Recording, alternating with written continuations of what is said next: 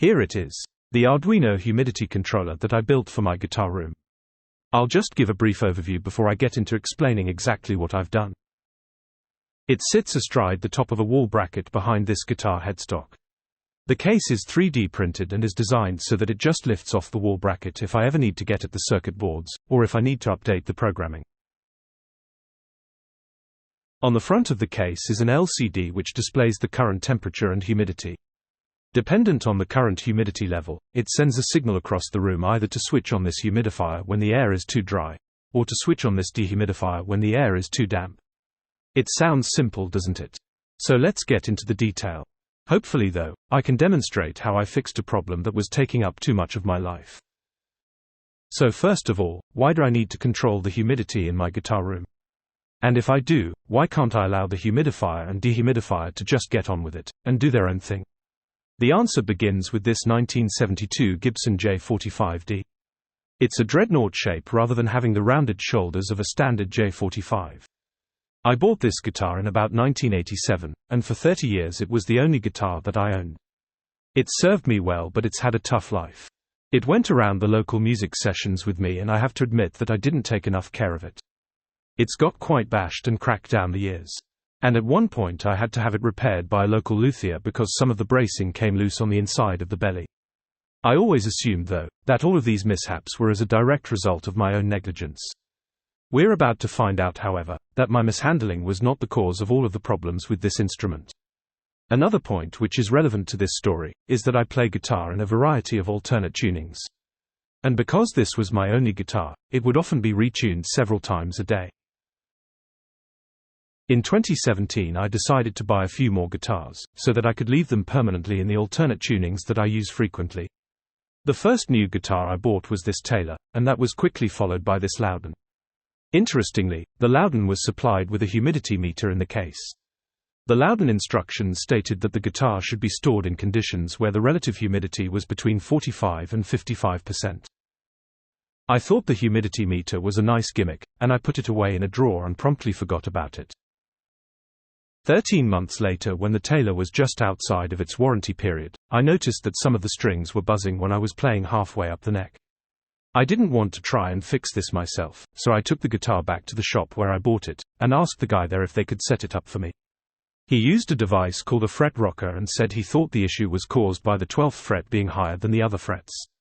He thought it best to send the guitar away to Taylor's European Service Center in Holland, and get the guys there to have a look at it. In the meantime I had bought another Taylor guitar, and in the case were some printed sheets from Taylor, illustrating the damage that can be caused by high and low humidity. This was a eureka moment for me, because when I looked at those sheets, all the damage shown in the photos was identical to much of the damage on my old Gibson. It was then I realized that humidity damage had been occurring for years and I had been totally oblivious to it. Those sheets pointed out another issue that I had not been aware of. Almost every acoustic guitar has a slight convex profile on the top, as can be seen here, where the ruler is only touching the center of the guitar. On a guitar which has been too dry, this convex profile can sink and become concave, as my old J45 demonstrates perfectly with the ruler only touching at the edges.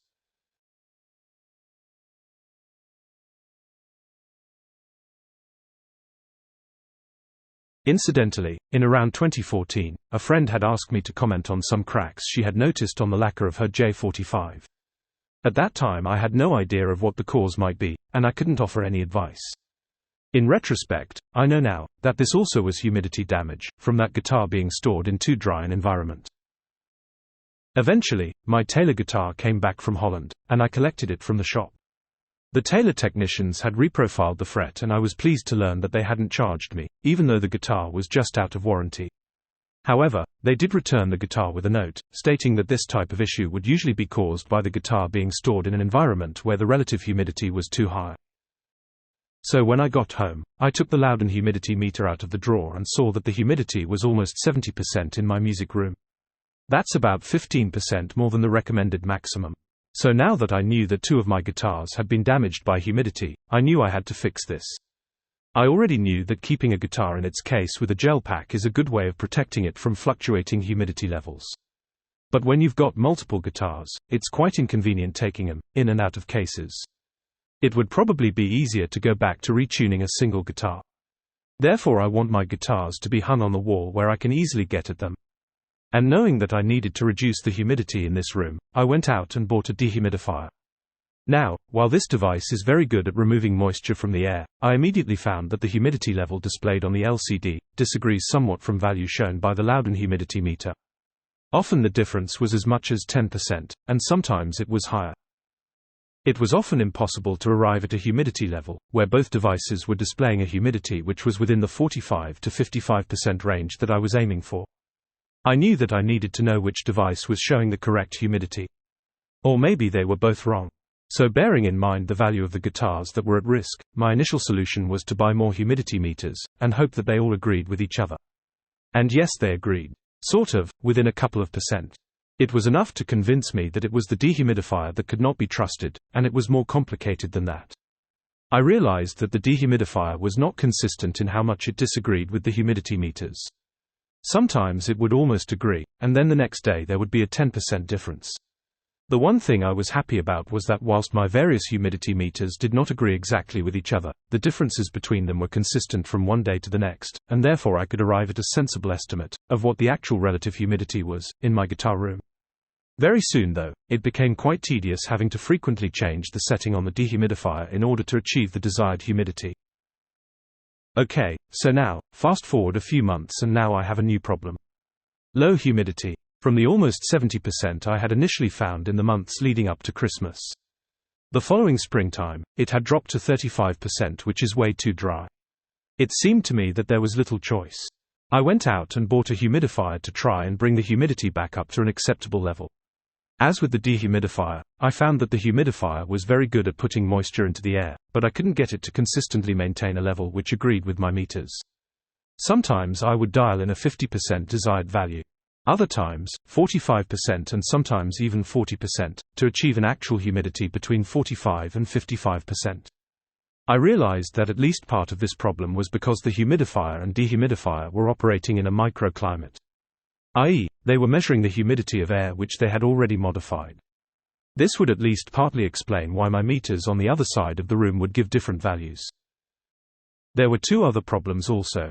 Firstly, I found out by accident that the moisture emitted by the humidifier, instead of mixing with the surrounding air in the room, it would sink and sit in a damp layer at floor level, and would not readily mix with the air above. So at floor level the relative humidity could be 25% higher than the rest of the air in the room. This sounds quite bad when you consider that my guitars are hanging with the back end of the body just above the carpet. So I bought a desktop fan, and placed it under the humidifier in order to mix up the air in the room. Obviously, this needed to be kept running the whole time that the humidifier was switched on. Problem 2 was that the humidifier and dehumidifier would start fighting with one another if they were both switched on at the same time. Ideally only one of them should be operating at any particular time, but because they are both inaccurately determining the current humidity level, they would frequently decide that they both needed to operate. So I had to manually switch off whichever device I thought was not needed. So now I was in a situation where this was dominating my life. On a daily basis, checking which device was needed, and switching off the other. Adjusting the set point to try and achieve the required humidity indicated by my meters. I felt that I needed a better solution. Fortunately, I have a little knowledge of electronics and 30 years programming experience. So I decided to make my own humidity controller to take charge of this situation. I knew of the Arduino microcontroller, but had no experience of them. So I had to learn quickly. Fortunately, I am reasonably proficient in the C# programming language. So that was a learning curve that I didn't need to go through. I had also recently bought a 3D printer. So I was able to design and make my own case. As for the choice of processor, I ended up using a cousin of the Arduino, the ESP8266, because it's got onboard Wi-Fi. So now let's talk about the requirements of what I decided that I needed my controller to do. Firstly, it had to be inconspicuous, and not dominate the room. It needed to be at waist height in order to measure the average humidity. If a room is cooler near the floor, then the relative humidity will be higher there. So I decided to mount it behind a guitar headstock. I would shape the case so that it molded around the wall bracket. I didn't want any cables running around the room making the place look untidy. So I needed my controller to send some type of wireless commands across the room. This was not a straightforward obstacle to overcome. My humidifier can be operated by an infrared remote control, but the dehumidifier has no means of accepting a remote command. However, I discovered that if I disconnected the power from the dehumidifier whilst it was running, it would start running again once the power was restored. So the approach I decided upon was to put an infrared transmitter within my device in order to control the humidifier. And I would build a relay box, which received Bluetooth commands from the controller and would switch on the power to the dehumidifier and the fan. I had no idea of what infrared signals were needed in order to control the humidifier. So I built this device to read and decode the signals transmitted by the remote control, and display the values on the LCD. It's got an Arduino Nano inside it, which reads data from an infrared sensor. Now that I could see what commands the remote control was transmitting, I was then able to incorporate these into the program for my Humidity Controller, which would transmit them to the humidifier when necessary. The choice of the sensor that I would use in order to determine the current humidity was not straightforward. When I looked on Amazon, there were a whole host of devices which all do the same job. And they all have plus or minus 2% accuracy. So if a device says the current humidity is 48%, the actual humidity could be anywhere between 46 and 50%. I wanted to do better than this. For instance, if I added a second sensor and it gave a value of 52%, then I think it is a fair assumption that the actual humidity is around 50%, because the upper limit of the first sensor would coincide with the lower limit of the second sensor. This is fine if the two sensors always give readings which are 4% apart. However, in reality this would be unlikely. So wanting to do the best job possible, I decided to use 8 different sensors. I could make my program read them all and give an average reading, and hopefully when the 8 readings are averaged out, it would give an accurate measure of the current humidity. From what I can gather, the leading guitar manufacturers maintain a humidity level of around 48% in their factories. So I decided that this is the value I would configure my controller to maintain. I also decided that I needed the ability to remotely set parameters, and to get diagnostic information back out of the controller. Fortunately, with the ESP8266, I was able to set up a web interface. This is by no means elegant by today's standards, but it's functional. Using a web browser on my PC, I can log in via a local IP address and use it to monitor each sensor and make sure they are all working correctly. I can use the buttons on this page to tweak the operating parameters. I used the web page frequently when I was commissioning the system, but these days I hardly ever look at it, because the system just works, without any intervention. Another feature I implemented was that the controller can send emails to me when something unexpected happens. For instance, when the dehumidifier has been commanded to run, but the water tank has filled up, and it has shut down. The humidity in the room fails to fall as expected. This is detected and the controller sends me an email informing me of the situation. So let's have a look inside the rear of the case. In the corner here, under the power connector, we have the ESP8266 processor module, which is the heart of the system. At this edge is the micro USB connector, which allows me to update the onboard program from my PC. At the other end of the module you can see the Wi-Fi antenna. Moving along slightly, there is a real-time clock module. I haven't put a battery in it because the clock is reinitialized from an NTP time server each time the system is restarted. So it doesn't need to keep track of the time if the system is down for any reason. Moving along again, we have an HC05 Bluetooth transceiver. This device communicates with an identical module in the relay box. Further along we have a few components which provide the output to drive the infrared LED. And here are the power supply components. 12 volts comes into the case here in this corner. And over here, this is stepped down to the 5 volts, and 3.3 volts which are used around the system. Over here is the rear of the LCD module, and alongside it is a light-dependent resistor. I use this to switch off the LCD backlight when the guitar room is in darkness. On the other side of the case, is a board containing the 8 humidity sensors. These are all connected to the I2C bus. Several of them have the same address. So I used this multiplexer in order to address them all individually. Note that this side of the case is in a separate compartment, so the heat from the power supplies doesn't affect readings. This center part of the case is designed so that it exactly fits the profile of the guitar wall bracket. Around the outside of the case are numerous slots. So on this side, and on the top, heat is allowed to escape from the power supply components. On this side of the case, the slots allow air from the room to enter the case in order to be measured. The bottom of the case is also open in order to allow extra ventilation. Okay, so that's the inside of the controller case. Now let's have a look at the relay box. Again, this is a 3D printed case. It's got two UK power sockets on top, one for the dehumidifier, and the other for the fan. On the front are three red LEDs which indicate when the dehumidifier, humidifier and fan are active.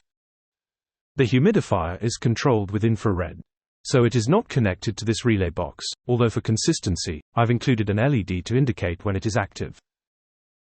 There is also a blue LED which gives a heartbeat flash, once every 10 seconds, in order to give me the reassurance that the processor is up and running. Inside the case there is a small circuit board containing an Arduino Nano and an HC05 Bluetooth module, which receives instructions from the main controller. On the opposite side of the case are two solid-state relays which power the dehumidifier and fan sockets. Now that you've seen how the controller is constructed, let's talk about the operation. I've set a target humidity of 48% and a tolerance of plus or minus 1%. Let's assume this is a dry day, with a low ambient humidity level. Keep an eye on the controller at the top right.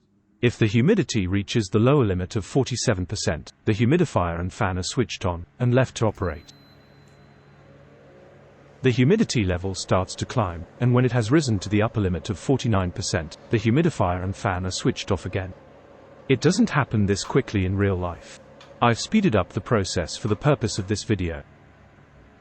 Notice how the humidity continues to rise for a while after the humidifier is switched off. This is because of the humidified air which was already on its way across the room at the point when the humidifier was switched off.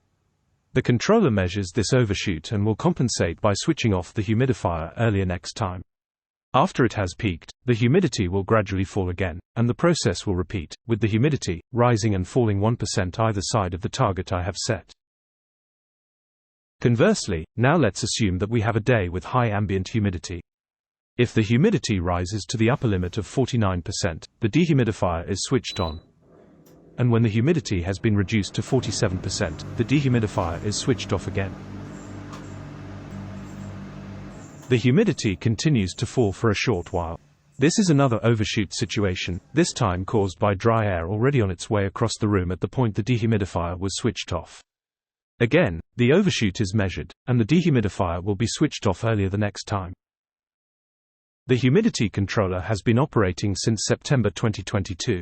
That's just over a year, at the time I published this YouTube clip.